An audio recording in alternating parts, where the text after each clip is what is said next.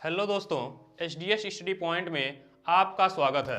आज हम दूसरा पार्ट पढ़ेंगे। जैसा कि आप लोग जानते हैं, हम पहले पार्ट में प्रेजेंट इंडेफिनिट पढ़ रहे थे और उसका अफर्मेटिव सेंटेंस और निगेटिव सेंटेंस हम लोग पढ़ चुके थे। अब अगला पढ़ेंगे हम प्रेजेंट इंडेफिनिट टेंस का इंट्रोगेटिव सेंटेंस। ठीक है, तो प्रेजेंट इंडेफिनिट टेंस का इंट्रोगेटिव सेंटेंस पढ़ेंगे। तो जैसा कि आप लोगों को बता दें कि इंट्रोगेटिव सेंटेंस दो प्रकार का होता है। कितने प्रकार का होता है? दो प्रकार का होता है। पहला होता है यस और no answer type question. Yes और नो आंसर टाइप क्वेश्चन, ऐसा क्वेश्चन जिसका उत्तर हम हाँ या ना में दे सकते हैं। हाँ या नहीं में जिसका उत्तर दे सकते हैं वो पहली कैटेगरी में आता है यस और नो आंसर टाइप क्वेश्चन। और दूसरा होता है आंसर टाइप क्वेश्चन। दूसरा होता है ऐसे प्रश्न जिनका उत्तर हम हाँ या ना में नहीं दे सकते हैं, जिसके लिए कोई उत्तर हमको देना पड़ेगा, वो दूसरी कैटेगरी में आता है आंसर टाइप क्वेश्चन। तो पहले वाले की बात करते हैं, एस और नो आंसर टाइप क्वेश्चन की। इसमें सामान्यतः वाक्य क्या से शुरू होता है? किससे शुरू होता है? क्या से। आंसर टाइप क्वेश्चन में, यस और नो आंसर टाइप क्वेश्चन में वाक्य क्या से शुरू होता है।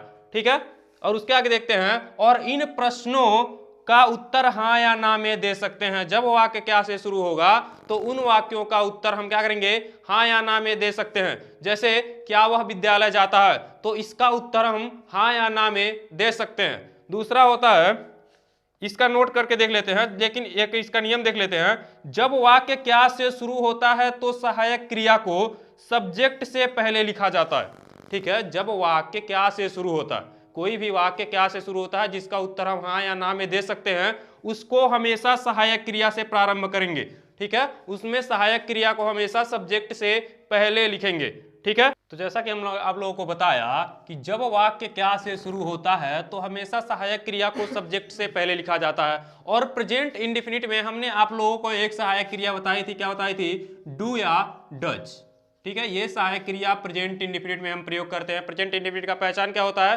ता है, ती है, क्रिया में आता है और उसके लिए हम सहायक क्रिया प्रयोग करते हैं डू या डज। ठीक है, तो सबसे पहले जब वाक्य क्या से शुरू होगा, कोई भी वाक्य जिसका उत्तर हम हाँ या ना में दे सकते हो, तो सबसे पहले सहायक क्रिया यानी कि डू या डज को हम सबसे पहले लिखेंगे। उसके बाद लिखेंगे किसको? सब्जेक्ट को। उसके बाद हम सब्जेक्ट को लिखेंगे। फिर लिखेंगे वर्ब की फर्स्ट फॉर्म को। ठीक है, वर्ब की फर्स्ट फॉर्म, उसके बाद ऑब्जेक्ट, अदर वर्ड, और लास्ट में हम क्वेश्चन मार्क को जरूर लगाएंगे। यह इंपॉर्टेंट है, लास्ट में क्वेश्चन मार्क को जरूर लगाना है। अब आइए इससे संबंधित एग्जांपल देखते हैं। क्या है पहला एग्जांपल हमारा? क्या वह घंटी बजाता है। क्रिया में क्या आया? ता है। ये कौन सा टेंस हुआ? Present indefinite. क्या से शुरू हुआ तो किसका मतलब क्या है कि ये सेंटेंस कैसा है? इंट्रोगेटिव। और क्या से शुरू हुआ तो सबसे पहले सब्जेक्ट, सहायक क्रिया को हमसे सबसे पहले लगाना है। तो सहायक क्रिया को लगाते हैं डू या डज। किसके अनुसार लगाएंगे? सब्जेक्ट के अनुसार। डू या डज को जब भी लगाना है तो हमको किसके अनुसार लगाना है? सब्जेक्ट के अनुसार। और सब्जेक्ट हमारा कैसा है? वह कैसा है? एक वचन। एक वचन के साथ क्या लगाते हैं? पिछले वीडियो में बताया था, डज। तो सबसे पहले क्या लिख देंगे? डज। उसके बाद सब्जेक्ट है, घंटी कौन बजा रहा है? वह, तो इसके लिए लिख देंगे ही। उसके बाद क्रिया है, तो क्रिया क्या है? बजाना। बजाना के लिए कह सकते हैं रिंग। और उसके बाद ऑब्जेक्ट क्या है? घंटी, तो लिख देंगे द बेल। The bell. और कुछ बचा नहीं है, अंत में क्वेश्चन मार्क अवश्य लगा देंगे। तो ये बन गया, क्या वह घंटी बजाता है, तो does he ring the bell. अगला क्वेश्चन देखते हैं, क्या वह लड़की खाना पकाती है। क्या वह लड़की खाना पकाती है, तो ता है, ती है, आया। तो इससे हमको क्या पता चलता है कि यह प्रेजेंट इंडेफिनिट है।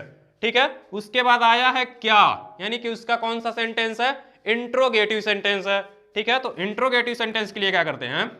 सबसे पहले सहायक क्रिया को लगाते हैं। तो वह लड़की सब्जेक्ट है, खाना कौन पका रही है? वह लड़की। ठीक है, तो वह लड़की के लिए क्या लिख सकते हैं? वह लड़की एक वचन हुआ, उसके लिए सबसे पहले हमको सहायक क्रिया लगाना है। तो यहाँ पे क्या लगाएंगे? डज। तो यहाँ पे हम लगा दिए डज। अब वह लड़की के लिए क्या लगाएंगे?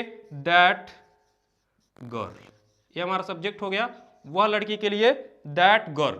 ठीक है, उसके बाद हमको वर्ब लगाना है। वर्ब है क्या? पकाना, तो लिख देंगे कुक। कुक। उसके बाद क्या लिखेंगे? क्या पका रही है? खाना, तो द फूड।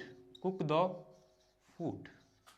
ये हो गया। और अंत में क्या करेंगे? क्वेश्चन मार्क लगा देंगे। तो क्या वह लड़की खाना पकाती है, इसका क्या हो जाएगा? Does that girl cook the food. ठीक है, अगला क्वेश्चन देखते हैं, क्या तुम लोग फिल्म देखते हो। ता है, ती है, ते हो, आया, क्रिया में आया। तो ये प्रेजेंट इंडेफिनिट है। उसका इंट्रोगेटिव सेंटेंस है, क्या से शुरू हुआ है, इसका उत्तर हम हाँ या ना में दे सकते हैं कि नहीं दे सकते हैं? क्या तुम फिल्म देखते हो तो इसका उत्तर हम हाँ या ना में देख सकते हैं कि क्या हाँ देखते हैं या नहीं देखते हैं। ठीक है, तो उसके लिए सबसे पहले हम प्रयोग करेंगे क्या के लिए, तुम लोग है बहुवचन करता है, इसके लिए क्या प्रयोग कर सकते हैं हम, डू। ठीक है, डू प्रयोग कर लिए। उसके बाद हमको क्या देखना है, सब्जेक्ट। सब्जेक्ट क्या है, तुम लोग। तुम लोग का मीनिंग क्या होता है, यू, तो उसके बाद लगा देंगे हम यू। उसके बाद हमको लगाना है क्रिया। यहाँ क्या है, क्रिया देखना। फिल्म देखने के लिए हम कौन सी क्रिया प्रयोग करते हैं, वॉच। ठीक है, वॉच फिल्म देखने के लिए हमेशा प्रयोग करते हैं, तो यहाँ पे क्या लिख देंगे, वॉच। अब उसके बाद क्या देख रहे हैं, फिल्म, तो लिख सकते हैं the movie, watch the movie. और उसके बाद कुछ बचा नहीं है तो अंत में क्या करेंगे हम, क्वेश्चन मार्क को लगा देंगे। तो ये हमारा बन गया इंट्रोगेटिव सेंटेंस का पहला टाइप। अब इसके बाद देखते हैं दूसरा टाइप, आंसर टाइप क्वेश्चन को। तो पहले मिटा लेते हैं। तो जैसा कि आप लोगों ने पहला पार्ट इसका देखा, अब दूसरे टाइप की बात करते हैं, आंसर टाइप क्वेश्चन की। तो इसमें है, इसमें प्रश्न का कुछ ना कुछ उत्तर देना पड़ता है। इसमें जो आंसर टाइप क्वेश्चन होगा उसमें क्या करना पड़ेगा, प्रश्न का कुछ ना कुछ तो हमको उत्तर देना पड़ेगा। उसे हम हाँ या ना में उत्तर नहीं दे सकते हैं, कुछ ना कुछ उत्तर हमको देना पड़ेगा। और इसमें प्रश्नवाचक शब्द सामान्यतः वाक्य के बीच में आता है। इसमें प्रश्नवाचक शब्द, जैसे प्रश्नवाचक शब्द क्या होते हैं, जिनसे लगाकर कोई प्रश्न पूछा था, जिन्हें लगाकर कोई प्रश्न पूछा जाता है, वही क्या कहलाते हैं, प्रश्नवाचक शब्द कहलाते हैं। जैसे कि व्हाट माने क्या, क्यों, कब, कौन, कहां, कैसे, किसको, कैसे, कौन सा, किसका, ये सब क्या है, प्रश्नवाचक शब्द है। ये सब स्क्रीनशॉट ले लीजिएगा इसको, ये सब है हमारे प्रश्नवाचक शब्द। ठीक है, अब ये सब कहाँ आते हैं, हम सामान्यतः वाक्य के बीच में आते हैं। इन्हें लगाकर, अगर ये सब क्वेश्चन वर्ड आते हैं और इन्हें लगाकर कोई प्रश्न पूछा जाता है तो उसका आंसर हम सामान्यतः हाँ या ना में नहीं दे सकते हैं। ठीक है, तो उसके लिए बनाने के लिए हम क्या कर सकते हैं, सबसे पहले उन प्रश्नवाचक शब्दों को लिखते हैं। ठीक है, अगर ऐसा कोई प्रश्नवाचक शब्द आपको वाक्य के बीच में दिखाई देता है तो सबसे पहले उस प्रश्नवाचक शब्द को हम लिखेंगे। ठीक है, उसके बाद सहायक क्रिया डू या डज। ठीक है, उसके बाद सब्जेक्ट को, फिर वर्ब की फर्स्ट फॉर्म को, फिर ऑब्जेक्ट, अदर वर्ड और लास्ट में क्वेश्चन मार्क को जरूर लगा देंगे। ठीक है, अब यहाँ पे हम प्रेजेंट इंडेफिनिट की बात कर लेते हैं। तो सबसे पहले हम बात कर लेते हैं पहले एग्जांपल की। ठीक है, पहला एग्जांपल हमारा हमने लिया है, वह तुमको क्यों पीटता है। ठीक है, यहाँ पे ता है, ती है, आया। ठीक है, तो इससे हमको पता चला कि ये टेंस कौन सा है, प्रेजेंट इंडेफिनिट है। ठीक है, उसके बाद देखते हैं टाइप, तो इसमें आया है क्यों। ठीक है, तो इसमें जब क्यों आ गया, जब ऐसा कोई प्रश्नवाचक शब्द आ गया तो उस प्रश्नवाचक शब्द को हमको क्या करना है, सबसे पहले लिख देना है। तो क्यों किस में होता है, वाई मतलब, तो सबसे पहले हम क्या करेंगे, वाई। इस इंट्रोगेटिव वर्ड को हम क्या करेंगे, सबसे पहले लिख देंगे। उसके बाद क्या लिखेंगे, डू या डज में से कोई एक। ठीक है, तो यहां पे सब्जेक्ट हमारा क्या है, वह के लिए क्या लिखेंगे, डज। एक वचन करता है तो उसके लिए एक वचन की कर्ता लगाएंगे। ठीक है, एक वचन की क्रिया लगाएंगे तो उसके लिए लगाएंगे डज। ठीक है, उसके बाद सब्जेक्ट को लिखना है, सब्जेक्ट है वह, तो इसके लिए लिख देंगे ही। ठीक है, ही। उसके बाद क्या लिखना है हमको, क्रिया। क्रिया क्या है, पीटना। पीटना क्या होता है, बीट। और किसे पीट रहा है, तुमको, तो तुमको लिखे ऑब्जेक्ट क्या आ जाएगा, यू। और लास्ट में क्या करेंगे, क्वेश्चन मार्क को लगा देंगे। वह तुमको क्यों पीटता है, तो why does he beat you. वह तुमको क्यों पीटता है, तो क्या हो जाएगा, why does he beat you. अगला क्वेश्चन देखते हैं, राम कहां जाता है। ठीक है, ता है आया, प्रेजेंट इंडेफिनिट, क्वेश्चन वर्ड बीच में आया। इसका मतलब हमको क्या करना है, सबसे पहले क्वेश्चन वर्ड को लिखना है। तो कहां किस में होता है, यहां पे देखिए लिखा है वेयर। ठीक है, तो सबसे पहले क्या करेंगे, इस क्वेश्चन वर्ड को लिख देंगे, हो जाएगा वेयर। वेयर राम, एक वचन। एक वचन के लिए क्या लगाएंगे, एक वचन की कर्ता क्रिया, तो यहाँ पे लगा देंगे डज। ठीक है, वेयर डज। उसके बाद हमको लिखना है सब्जेक्ट को, सब्जेक्ट हमारा क्या है, राम, तो क्या लिख देंगे, वेयर डज राम। उसके बाद क्या लिखनी है, क्रिया। ठीक है, क्रिया क्या है, जाना। ठीक है, यही है जाना, तो इसके लिए क्या लिख सकते हैं, गो। अब कुछ बचा नहीं है तो लास्ट में क्या करेंगे, क्वेश्चन मार्क को लगा देंगे। तो राम कहां जाता है, वेयर डज राम गो। ठीक है, अगला देखते हैं। अगला है, वे लोग कितना पानी पीते हैं।